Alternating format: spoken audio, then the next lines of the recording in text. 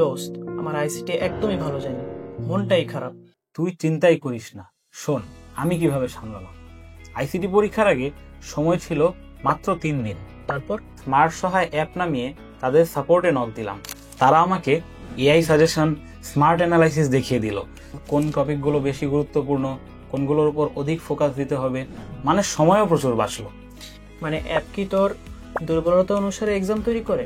হ্যাঁ, আগে কয়েকটা এক্সাম দিলাম, সেখান থেকে অ্যাপ আমাকে উইক টপিক এবং কনফিউজ টপিক অনুযায়ী আলাদাভাবে পার্সোনালাইজ টেস্ট নিল।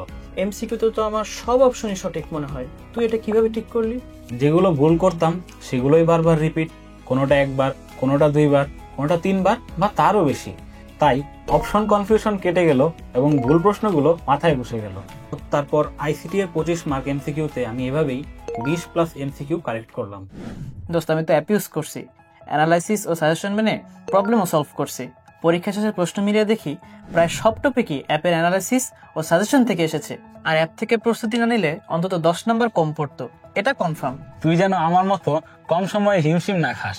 আর এইচএসসি আইসিটি পরীক্ষার মতো অ্যাডমিশনেও স্মার্ট সহায় অ্যাপ না দেখে গিয়ে চান্স রিস্ক করিস না যেন। মনে রাখবি, এইচএসসি হোক বা অ্যাডমিশন, পরীক্ষার প্রস্তুতি মানে স্মার্ট সহায়। স্মার্ট প্রস্তুতির জন্য স্মার্ট সহায়, এখনই ডাউনলোড করো।